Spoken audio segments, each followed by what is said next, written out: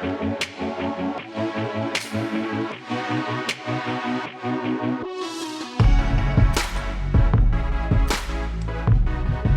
we're live. Welcome to the RGDFS Tournament Takes podcast. I am your host, Chris Kirkwood, also known as Kirkdiese across the industry. I'm here with my two boys, John JSURab, JSURab, and Brett Hartfield, KillaB2482. What's up, fellas?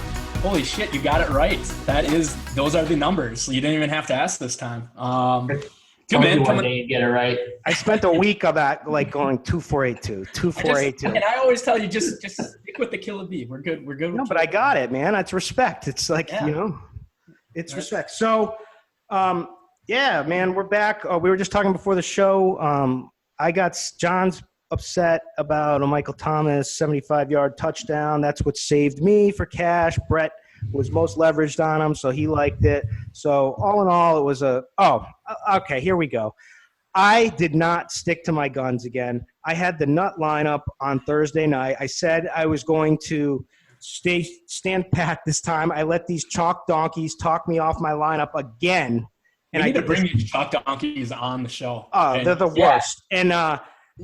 And they're like, never mind. But anyway, I even put myself on record. I'm going to stand put, and I ended up screwing everything over again. And Chief Justice, big shout out to him. He listens to the pod, which is good news to hear. But he was like, Kirk, you were supposed to stick to your guns this week. I'm disappointed in you. So shout out to him. And another one, shout out to Daily Fantasy Hack at DFS Hack. That's someone who watches or listens to our pod. He hit us up on Twitter and said, yes, you have at least 2 listeners, me and the girl. So everybody, however many listeners, whether it's just you, DFS Hack and Chief Justice, but follow DFS Hack at DFS Hack, and shout out to him. And then Brett's girl, Stephanie something. So I think we've got like 4 solid listeners that I know of. That's big. That's what I know of. Yeah, they're all there. More than that. Come on, guys. Hit us. That's all I know of. That's what I'm just saying. I'm just saying what I know. We probably just don't have a big Twitter following. That's it. We'll just stick with that. We gotta start some wars, some Twitter beef. We gotta put it out there. Drama. And when we got JSU, can at least if it ends up we have to take it to the streets. He can at least just start taking shots. He can take care of business. Why is it me? Because you're like MMA, you're going to CrossFit. I don't know. MMA CrossFit because you look like what's his name? Habib. Habib. I'm gonna be that kid who is like, you are not expecting when you see me in person what I look like. I'm expecting like 6'6", jacked. I'm sure our 5 fans want to hear about this. So let's look at the Week 10 slate here, huh? All right, way to keep us on track. Hey, Alonzo McKinney nailed a 3. Just get us off track a little bit. Let's talk about one more thing of housekeeping. Who is the man who played Whiteside last night? Do you guys know anyone who played Whiteside last night? In cash. Do you know anyone who played Whiteside in cash last night? On a 10 sick person. Yeah, me, motherfuckers. Me. Versus the San Antonio Spurs. Come on. Me, yes. Great matchup. And he also beasted against them in the preseason in just 16 minutes for people who follow. Man, I had him projected for 10 blocks. Unfortunately, he only hit 9, so I was a little off there. But Chris, go sit in the corner. All right. Go sit in the corner. So, Come on. So we're here. Week 10. I like the slate so far. I mean, I was really digging in through it all day today and really just trying to find out, trying to find the right plays. And we do have some good games here. We've got the Saints Bengals with the high 55-point total. I'm sure JSU and me are going to have some takes on this Pats Titans game that I'm pretty excited about. A lot of different revenge scenarios going on and a lot of former Patriots over on Tennessee. And then Brett's probably all excited about Alex Smith again because this has to be the best passing matchup he'll ever get. He went over 300 yards last year. He actually beat Cam, right? Didn't he, I think? Yeah, he went over 300 last week, so he got there. I mean, he looked great if you watch. And, I did fade Cam on DraftKings, and it was just because I needed that extra, whatever it was, $400, $500, and I went down to Jared Goff. But, I was pretty, I really liked Goff's chances of getting the 300-yard bonus.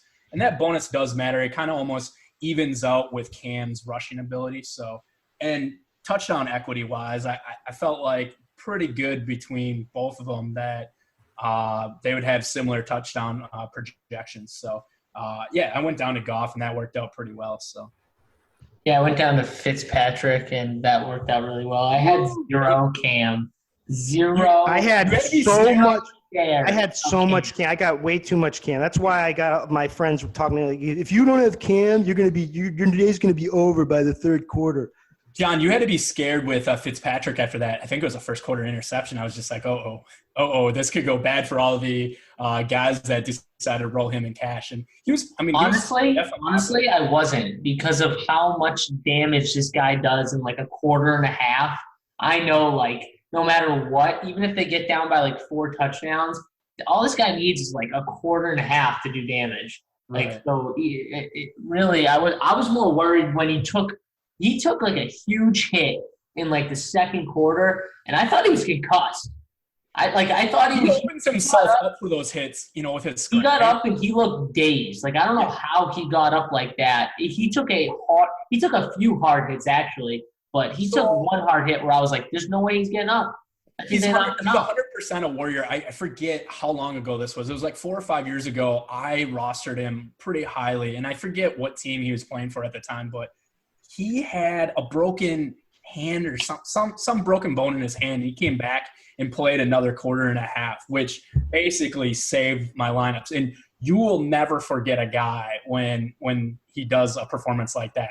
Just basically mans up and comes back and finishes a game. But yeah, that guy leaves himself open on his runs. But this slate has 6 games over 50, and there's the games that you even brought up, the Patriots at Tennessee. I really like getting exposure in that game.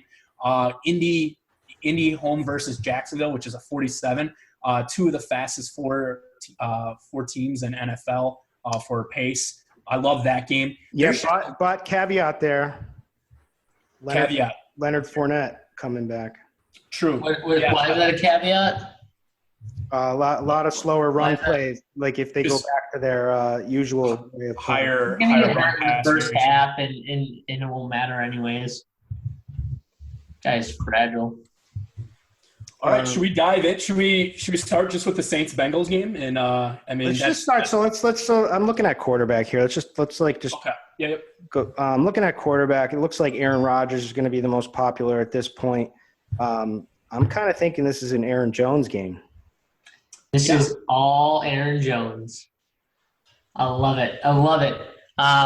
Best play, I think, at the running back position with the point per dollar.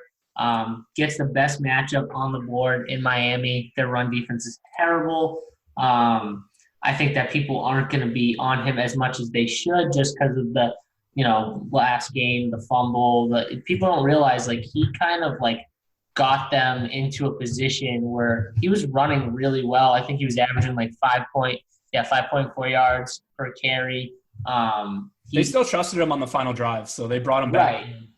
Right. So this guy is someone who I think you can look at. I think my Green Bay is going to get a lead, and then they're just going to run the crap out of the ball. So whether it's Jones and Williams splitting carries, I don't really care. I think they're going to run a crap ton.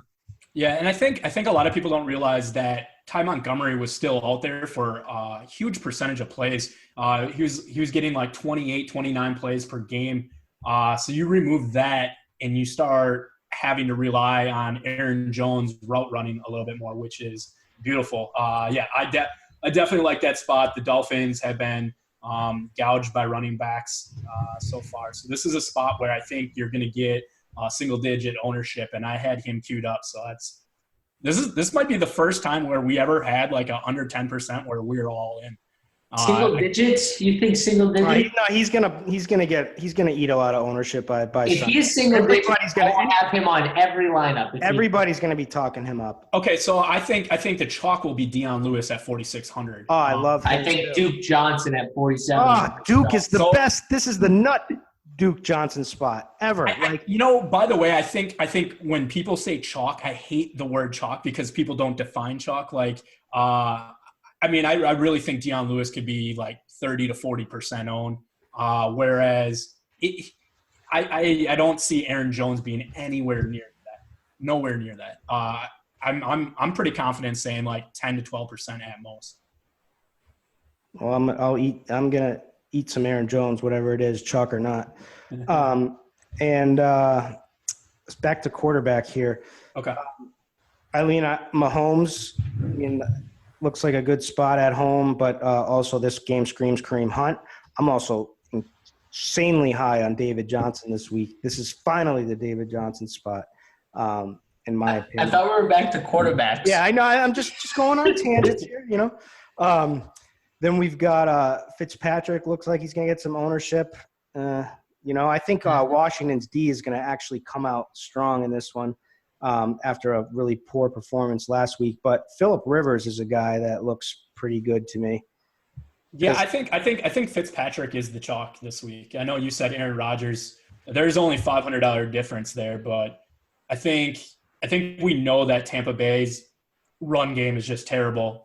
We can see how good the matchup is, and you got Fitzpatrick at 5,900. To me, he's the play. Phillip Rivers, I really love jamming in different Charger guys, and I'm gonna have, last week I kind of was all about obviously the Saints, just jamming in as much Saints exposure as possible with Thomas and Kamara. This week, it's not that I really love the run game with the Chargers. I actually do like Eckler, but the wide receivers here, Keenan Allen. I'm going to really want to have a ton of exposure to Keenan Allen and Tyrell Williams. They just get two cornerbacks that have been just roasted, giving up some of the worst QB ratings in the NFL this year. So, basically they can do whatever they want in this game. Yeah. And I just feel really comfortable with this game being in Oakland that it could be a 4-quarter game where, Rivers is going to have to just sling the ball for 4 quarters. So. Even at 3.5 quarters, I'll still take Phillip Rivers slinging the ball for 3.5 quarters. But Melvin Gordon too. Yep. Yeah, at that price tag at $9K, I think he's going to be actually low owned. I don't know if you guys are with me on that. I just think a lot of people, if they're paying up there, they're going other places. People aren't paying $9K for Melvin Gordon. Get him at low ownership. Totally agree. So we're talking about quarterback here, okay?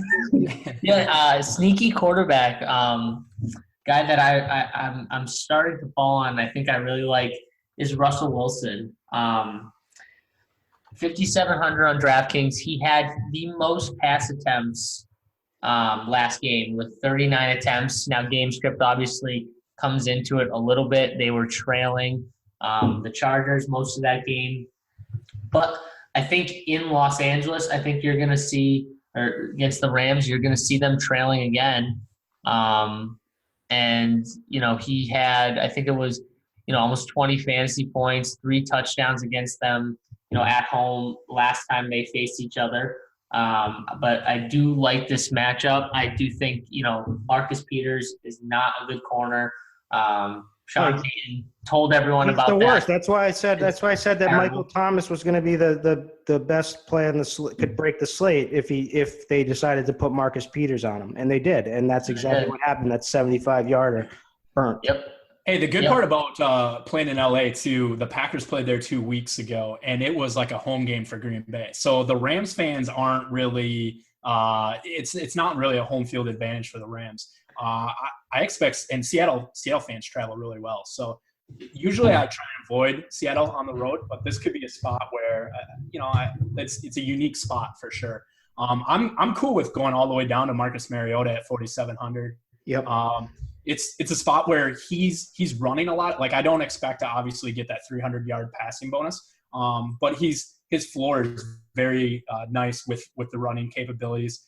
And I mean, that game, I feel really comfortable in stacking up just a few guys, obviously Deion Lewis and Corey Davis. Those guys are both going to be pretty popular.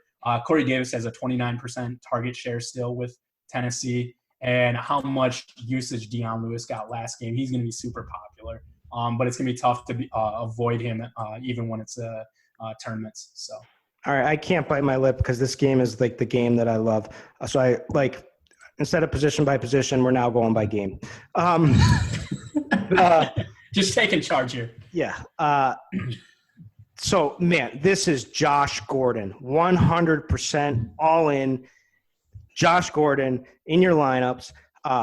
With hopefully he gets Malcolm Butler, who is just. Did you watch Malcolm? I mean, I loved that game the other night. I mean, for what it was, at least I like that. Like Mariota played well, and Deion Lewis. It was nice to see him play well. But Malcolm Butler was so bad, is so bad, and Gordon is just a beast. It has such a height advantage, and that's gonna be the easiest play all entire game to just pick on him the entire freaking game with Josh Gordon. And Belichick wants to show him up after that whole Super Bowl thing, and I have a feeling they're just gonna just do that.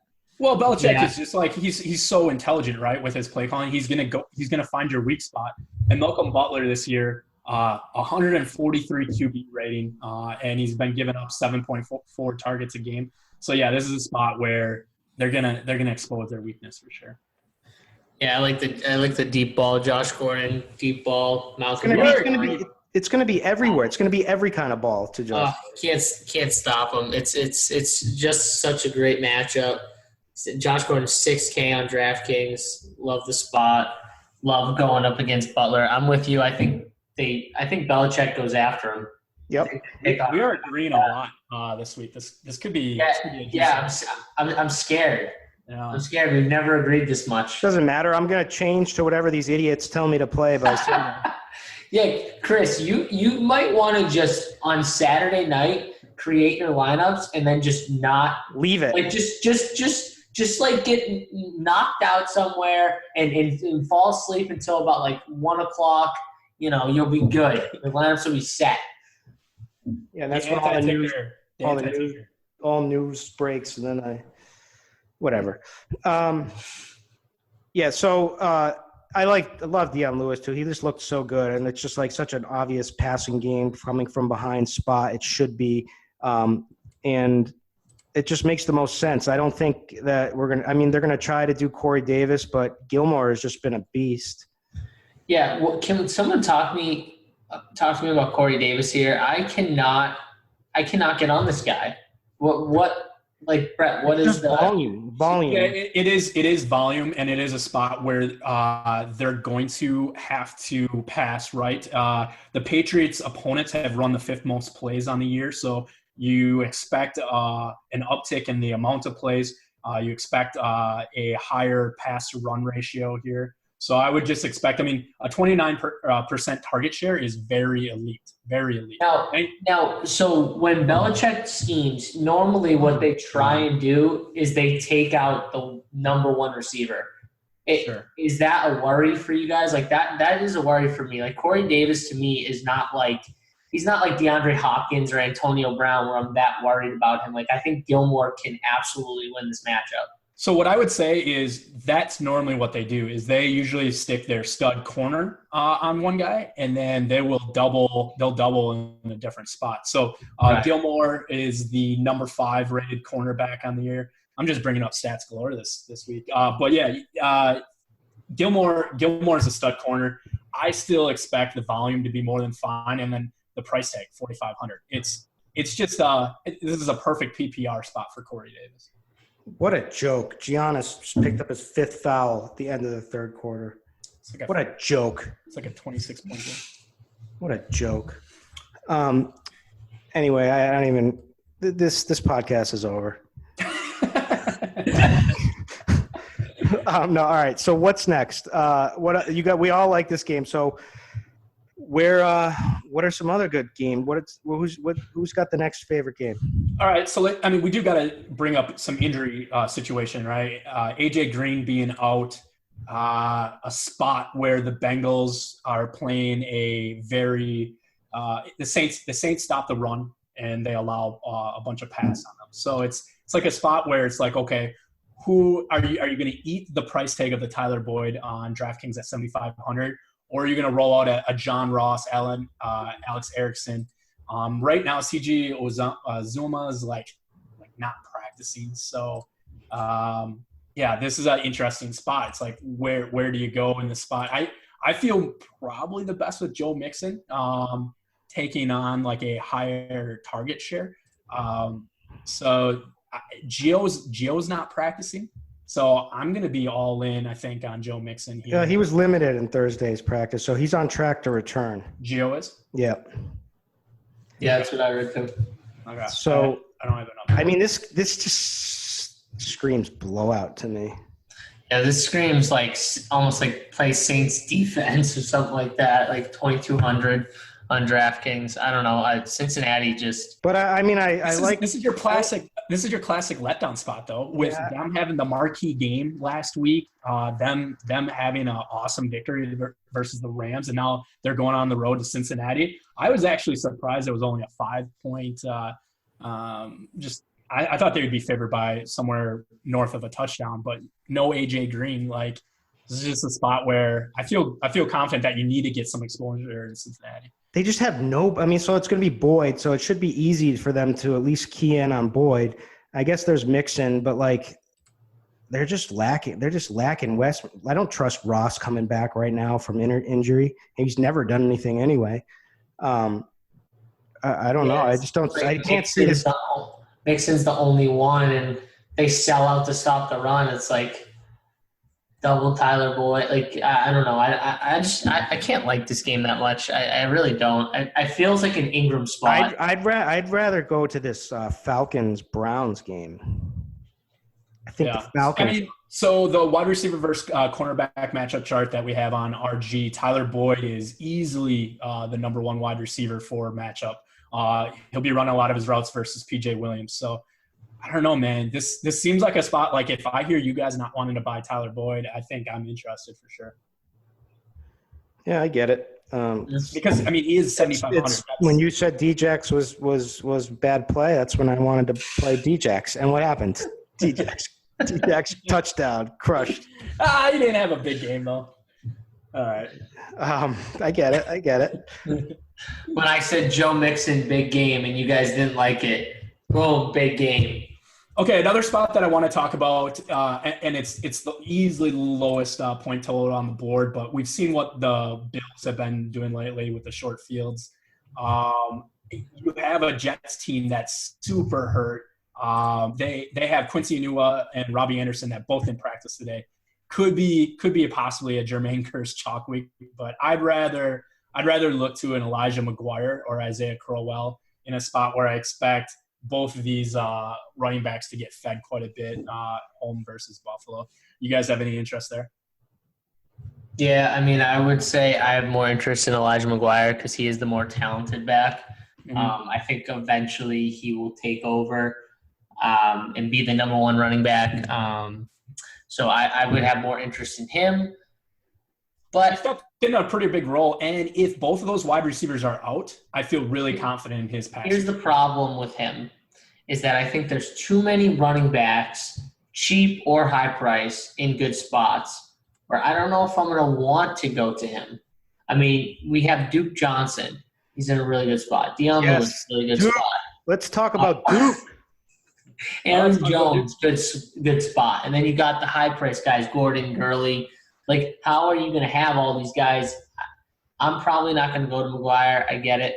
I think that McCown is a good quarterback, and probably no one's going to play McCown, and I'm not going to play him either. But I'm definitely going to want to have some type of exposure to one of his pass catchers if Robbie Anderson and Enunwa are out, because I think he's someone who, no matter what, can get either Jermaine Kearse or the tight end, whoever it is, the ball. Like, he's better than Sam Darnold. They even said it, Kearse said it, talking about talking to the press. He said they go faster pace, they go more up tempo with McCown. He reads things quicker. Like they all know in the locker room that McCown is a better quarterback than Darnold right now. Sure. McCown's definitely a very viable backup. He's come in situations before and definitely has smashed. So this is not the best matchup, but I mean he's 4,300. You know, I'm not going to say it's going to be an ugly game. Yeah, let's talk about some games that excite me. Yeah. Being a parent can be really challenging. It's normal to feel uncertain about whether you're doing the right things to raise healthy and happy children. That's why Child and Family Resource Network focuses on connecting pregnant parents and those with kids under the age of 5 with free support services to help them build confidence in their parenting journey. Everyone deserves to have someone they can turn to for support with parenting. Visit childandfamilyresourcenetwork.org today. Let's talk about this Falcons-Browns. Let's go to Duke, like you said. Like, it was awesome to see him finally unleashed with the new coaching system, the new coach here. Looks like they're finally going to use him in the passing game. We know this is the nut matchup against the Falcons for running backs in the pass. They should be trailing in this one. He's still cheap. I just don't see how, like, he doesn't smash again unless they, like, totally just decide not to use him again. Yeah, I mean, you gotta like what they did last week. I mean, and it's not like they didn't utilize Chubb. Chubb still got 22 carries and even a target. So it seems like they both coexisted more than fine. And yeah, this is a spot where I think Cleveland's offense, you know where the ball's kind of gonna go. So Jarvis Landry in the slot, Njoku tight end, and I mean, you got Duke out of the backfield. So I don't know. I feel pretty confident in Duke, but if his ownership is going to be too high, I think I'd rather pivot elsewhere. Well, what about Julio Jones? Denzel Ward's going to be out. Is he definitely out? Looks like it. He's going to be. Seems I like. mean, this is a Julio Jones spot. If I ever saw one. I mean, he finally got in the box. He got that out of the way. Like this could be, you know, a huge Julio Jones week. It's like he had a slump buster last week, and now he's just ready to go wild. Yeah, dude. I mean, seriously though, this went from. I mean, EJ Gaines is out. Kirkdiese, the linebacker, they've got out. nobody. They've got no one. They're definitely hurting. They were. It's going to be T.J. Carey, who is a former 7th round pick. Yeah, you gotta like the spot for Julio Jones. And yeah, and I mean, and you gotta like Njoku in this one. You gotta just think game script in this one. It seems pretty easy. Njoku, Duke, and Ryan and Julio. Yeah, and I don't think Julio is going to be very popular. He is the most expensive wide receiver on the slate. So I would say, yeah, he's going to be, you know, there's going to be somewhat some ownership there, but feel pretty confident that he's not going to be anywhere near what chalk would be, you know? Yeah, I agree with you. One other game, KC, Arizona. Yep. Kansas City is a team who I think people are going to write off, especially the passing game. Kareem Hunt will be owned, obviously. He should be. But I think Tyreek Hill, people are going to look at the matchup. You know, Patrick Peterson, but they move Tyreek Hill around so much. You know, I don't think he's going to get full shadowed by Patrick Peterson. He might. I don't think he will. I will say this. Andy Reid puts his foot down on the gas pedal a lot more than other coaches too. If you saw last week with Kansas City, I mean, it was a spot where you thought Kareem Hunt would crush. But he only had like 5 touches or like 6 touches going into the fourth quarter. It's pretty ridiculous. And then they just put on the brakes in the fourth quarter after just, you know, basically crushing Cleveland. So he smashed right from the get-go though, Kareem. But in very, very few targets. He had the one catch for 50 yards, and then he had like 4 carries going into like, I don't know, a couple minutes left in the third. So he only had 5 touches like the first, I don't know, like 40 some minutes. is just super efficient with his touches. Yeah, he just took him to the house. That team is just very efficient in general. Mm-hmm. Very, very efficient. But I think like Travis Kelce at $7K, you're obviously going to see some ownership on him, but price jump. And, like I said, the Arizona – people aren't going to want to take these pass catchers. They're going to be looking at the running back. They're going to be looking at Kareem Hunt, who's obviously in a great spot, and Arizona's run D is garbage. So you want to attack that. But at the same time, if I'm going to get, Tyreek Hill and Kelce and Mahomes stack at low ownership and no Sammy Watkins, if he's out or, injured and doesn't end up playing, you got to like these guys. You got to take some shots. I love Tyreek Hill. He's like one of my favorite high-priced wide receivers that I think I'm going to get under 10%. You'd be your favorite guy out of the KC offense? Tyreek Hill. Yeah, if I had my favorite GPP guy. I mean, Kareem Hunt is in the best spot. But there are easily ways in which Kareem Hunt fails. You just talked about his carry, like his snaps and his carries and, stuff like that. And they don't just force him the ball. Their offense is very spread around. Like they don't force Tyreek the ball. They don't like Travis Kelce. Their offense is really, really spread out. So I think like with them, I think you stack it a few different ways. If you're making multiple lineups, you have Kareem Hunt on a few teams. You got to have Kareem Hunt on a team with Mahomes too. If you have a few lineups, like that's what I did last week. I said it too. Like I play running backs with the QB and a wide receiver or tight end pairing. Like you got to do it to be different. So those are ways to be different. Like Pat Mahomes can easily throw up 300 yards and 3 touchdowns on this team.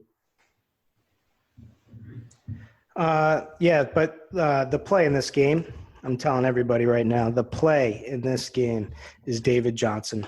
It's finally here. We saw what the new coaching system did for Duke.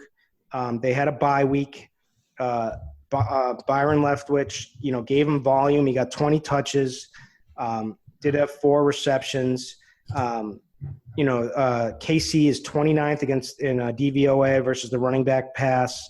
I mean, the game script should be there for him. I think this is finally David Johnson gets unleashed, gets out into space in a game that they need. They're trailing and just really need him to light it up. And the only thing, obviously, the offensive line always is worrisome. And, maybe a massive blowout and, maybe they doesn't get the usage. But I'm going to roll out David Johnson this week. Anyone else on board? I'm not there with you, man. Just I've kind of almost given up on this Arizona team outside of Christian Kirk. I think I want to have some exposure to Kirk this week, but that's probably where I'm looking each week is just Kirk ownership, and that's it. Yeah, I'm not with you either. I don't have any David Johnson. You guys are missing out. I'm telling you, all you got to do this week is play Josh Gordon, play David Johnson, and that's it. I'm there with you on Josh Gordon for sure. David Johnson, to me, I don't think they really did. You're going to say the coaching staff did a lot of things differently. I didn't really. They didn't have the time. They just had a bye week now. So now is when they're getting ready and they're game planning and they're rolling them out. I've got inside connections over to the Arizona coaching staff. They told me it's a go. Larry Fitz. How can no one have any interest in Larry Fitz after? I do. Oh, okay. All right. Because Brett, you have no interest in Larry Fitz? Nah, rest in peace. It's I can't roster a guy that is just has no upside after he catches the ball. Sure, when he's in the red zone. Well, you can play Alex Smith. Hey, he got the 300, baby. I know. He's just not a guy that I want unless he's in the red zone. He's basically a tight end at this point in his career. And they don't get in the red zone enough for his touchdown equity to be high. So yeah, a tight end who gets targeted, they're looking to him now. I think this is the difference right here. He had 12 targets last game. They're actually looking to throw him the football. The coaching staff is letting Rosen throw. I think they're going to be down It's positive game script for Fitz. He already said this is his last season. So, I mean, I think the one time that I'll roster him is his last home game. That'll be it, and that's the only time I will have exposure to Fitz. Oh, hey, there's logic behind that. Let's go. I'll have that. Whenever that game is, I'll have that. I'll take a stroll down Narrative Street any day. I think you guys are missing out on Fitz. It's like one of those him and Kirk. Hey, I said I'm with you a little bit. I think All right. I think Brett's gonna have a terrible week this week. It sounds to me. Okay, so I'm gonna give you two plays that I like. All right. And it's on the Colts side here. Like I said, Jacksonville and Indianapolis are two of the fastest 4 teams in the NFL based upon how many plays per second that they run. So Marlon Mack at 6K, coming off a bye. I know he was kind of nicked up basically the last few weeks here. I just think like his health is going to be there.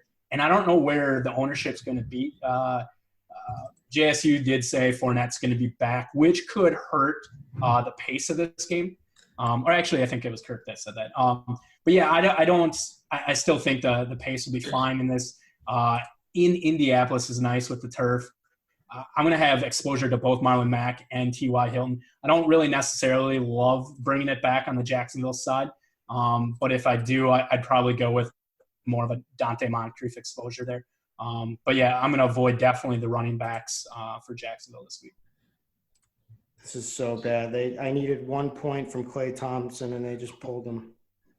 So you like T.Y. this week? Did I get that? Yeah, I mean, there's never a bad time to roster T.Y. at home. He's had either 100 yards. Bad time. Right this time, bad time. I kind of don't mind it for GPPs. I just kind of think that maybe this Jacksonville D is just given up at this point. Is it all cornerback matchup? Is that the reason why, JSU? It's the cornerback matchup. It's the fact that, like, I think that Indianapolis, if anything, they're going to have success running the ball and throwing at tight ends, which Andrew Luck loves to do. I think game plan. I don't think Andrew Luck's going to, with his arm, pick on going deep to T.Y., which is what I like when Andrew Luck is, throwing deep to T.Y. He really hasn't been doing that either. So nothing tells me, like, the last time T.Y. had 100 yards was in week 4, and that was the only time all season he had over 100 yards. But, like, other than that, he hasn't really had any big games. Just look at his home and road splits. Like, he's either had 100 yards or a touchdown in every home game this year. He's always been like that on the turf. I know it's a tough matchup with Jalen Ramsey, and I expect ownership to be low. That's why this says mainly just strictly a tournament play. But Ramsey hasn't been phenomenal. The quarterback rating he's given up 6.5 targets per game. Quarterback rating of 81.1. They do move T.Y. Hilton all over the place, so it's not like I expect Ramsey to be shadowing T.Y. here. So I expect them to still find a way to get him the ball. No, I don't like it. Less than 5% ownership, baby, right. Because of I'm all over less than 5% ownership. I just think you can find it in better plays where the quarterback is, like, literally looking to throw the ball to the guy deep, as opposed to Andrew Luck, who is just dinking and dunking. I don't care what anyone says. He's dinking and dunking, and they're running the ball amazing. That offensive line looks awesome. So, like, I could be more on the Marlins Mack play than the T.Y. Hilton play. You were probably the first one on the Marlon Mack play, like, before his breakout. So I was on the train. Yeah, I was on the train. I'm a huge Marlins Mack guy. Mainly, I'm not a guy that likes to play questionable running backs or limited running backs because I don't know how much work they're going to get. But this is coming off of a bye. I expect him to be more than fine here. All right, here's the deepest GPP play on the slate. 3K, Demarcus Robinson, Kansas City Chiefs. This is a kid that I, like, dug into last year. Like, he was in similar, like, situations when people went down. He is absolutely explosive. And if he gets a chance, if Sammy Watkins is indeed out, he's going to be the guy that will fill in. And he's got big play upside in a game where they should just completely dominate. I could easily see him breaking a huge long one, like just like not going to like Tyreek Hill and things like that in this one. So just throwing that out there so that I probably won't have any. But this seems like a spot that you would rest Sammy Watkins to, right? You're a favorite by over 2 touchdowns. He hasn't practiced even on Thursday, so this is a spot where I can definitely see Watkins resting. Yeah, I feel like he's not going to play. Anyway, anyone got any good final picks? Another game you want to quickly talk about, or what? Just another injury to look at is just in Washington. I mean, you got multiple wide receivers hurt, Jamison Crowder, and then Paul Richardson. So obviously Maurice Harris, I think, is going to be possibly a little bit chalkier this week. I don't want to go there. I'd rather go Doxson, go more to the outside. So I like Josh Doxson. And all these guys, all the pass receivers for Washington are 4,300 or cheaper. And then you got Jordan Reed at 4,400. So in a spot where they're going to have Jordan Reed, it's just depressing. Yeah. Did you see when he hung him out? So like they didn't target him all game. Then he finally targets him and he hangs him out to get killed on a play. Did you see that? Alex Smith has definitely thrown a few balls where he's hurt his wide receivers this year. So. And then he went down and grimaced on his back, and then he was done. Then it became the Vernon Davis show again. It's like I just don't know when it's ever going to hit for this Jordan Reed. I mean, listen though, Alex Smith, he's in a really good spot. I mean, everyone has been able to pick on this Tampa Bay defense pretty much. So very cheap stack too. I'll play Tampa defense. The problem with Tampa is they're going to be missing probably Washington is they're going to be missing 4 offensive line. That I think makes them pass them. That scares me. No, but it's Alex Smith. He can't get rid. He's terrible. It's just like a bad offensive line with like Sam Bradford. It's like these guys who just like get scared and like he's like a little bit better than Sam Bradford. But Kirk, he also doesn't take a lot of chances, so I don't really like the Tampa Bay defense because of he's not that big of a risk taker. Like I think the Redskins defense makes a lot more sense because you have Fitzpatrick in a air raid offense where he's throwing balls that can definitely be pick six a lot. So honestly too, with Alex Smith, I think one thing that you can do is if you don't want to pick on one of these receivers that are 4K, 3K, you don't trust it, you can honestly play him naked. He still has a shot. You don't have to guess who scores. If all these guys end up playing, you don't want a piece of them. You could just play him. He's still got one of the best matchups in the entire slate. So this is disgusting. I know. This is disgusting. I'm not saying I'm going to do it. I'm just saying. Okay, it's over. The show's over. Right? It's time, and you guys I think it's time. We just lost. We lost our DFS hack. Is probably never going to listen again. And his girl already. Hey, this is my last call. Brandon Cooks catches a bomb this week. Touchdown. Brandon Cooks versus terrible Seattle secondary. I've been talking on the show about picking on Seattle and their outside cornerbacks. Been targeting them all year. Telling you guys about it on the show. Brandon Cooks, this is the perfect spot. He's going to catch a bomb this week, all right? He's been a little quiet. This is the spot. Truly the only weak part of the Seattle defense is their outside corners. So I kind of agree. They've been phenomenal on the season. Their whole defense has been phenomenal, but you want to take shots wide for sure. I was thinking more Robert Woods for myself, but I mean, it's tough to decide which one's going to go off. Robert Woods has been a little bit better with target share and has, I don't know, just maybe he's had a game that's where he's popped off before, but I feel like Cooks is like one of those guys that is more likely in a one-play scenario to take like a 75-yard, 80-yard to the house. Yep, big one. I think the only other thing is maybe just hitting on the high-priced running backs. We didn't talk at all about – we talked about Melvin Gordon, but List them out. Who's your favorite guys? Top are four. Are we girly? So, like, for me, I'm already done with the slate.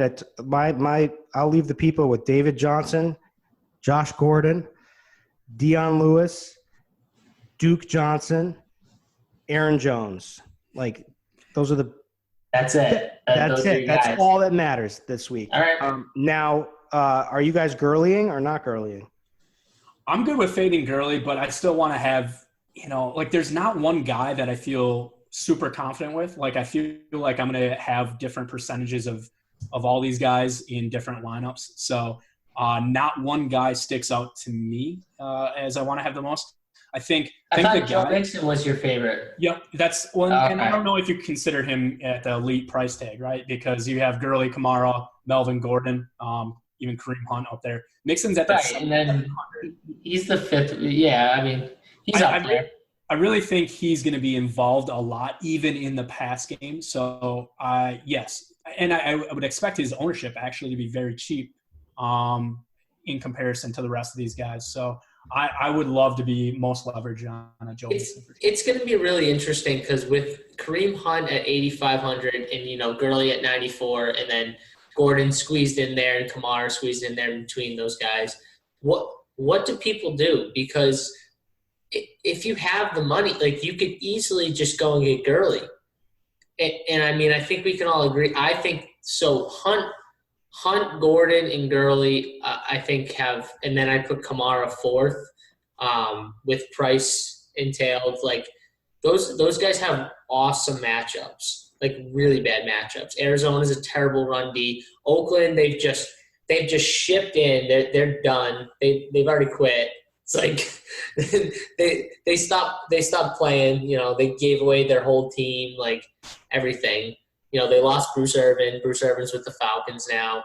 I think that's a key loss, even though he was checked out. But so Melvin Gordon is obviously in a good spot. He's $9K. No one's going to want to pay $9K. Like Brett said earlier, why wouldn't you just pay $9,400 for Gurley, who's also in a really good spot? Like, Seattle's run D isn't like amazing, and Todd Gurley had a good game against them last time they played.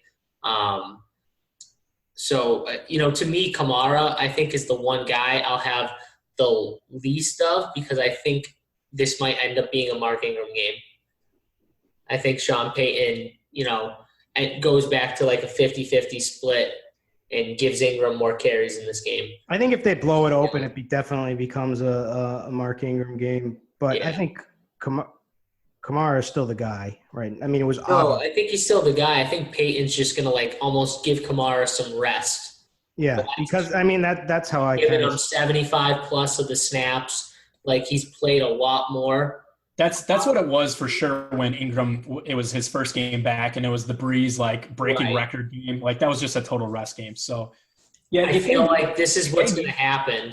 If they need Kamara, he will be out there for sure. So is Dez going to be Dez playing? I would assume Dez will be playing.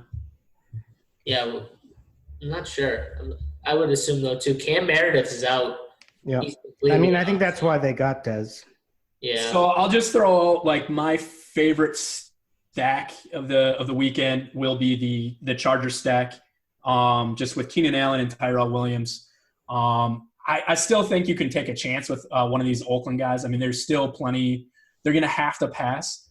Brandon LaFell got all the routes run the last time they played. So I guess, I don't mind LaFell or Jordy Nelson bringing it back, but they're going to have to throw the ball. I know they've been terrible, but it's basically a cheap punt spot. So, that Charger is just put them all in there with Phillip Rivers. I like. Yeah, I like that too. But if Joey Bosa comes back, which I don't know if he will be, then I would be I probably would just go with Melvin Gordon and the defense for the Chargers. But I do love Keenan Allen. I just think if Bosa's back, I think they absolutely demolish the Raiders' offensive line. Their offensive line is terrible. So there's just no way I won't have a bunch of Keenan Allen this week. I'm going to have a ton. All right. Yeah, you heard it here. That's it. We're out of time. We've definitely gone over, so I'm going to cut this off now. But you heard it. That's it. Keenan Allen, That's who you're sticking by, right, Brett? You know what? And you're one. Who's the one play you're most confident? JSU. Well, I'm going to give you Gordon, so I'll take Brandon Cooks. Okay, Brandon Cooks, and then I'm going to give you my 5 or 6 plays, like I said anyway, which is Aaron Jones, Deion Lewis. I love it. I love me some Aaron Jones. Josh Gordon. I don't even remember who else I said, but Julio Jones. Who was the other? And Duke Johnson, and that's all you need.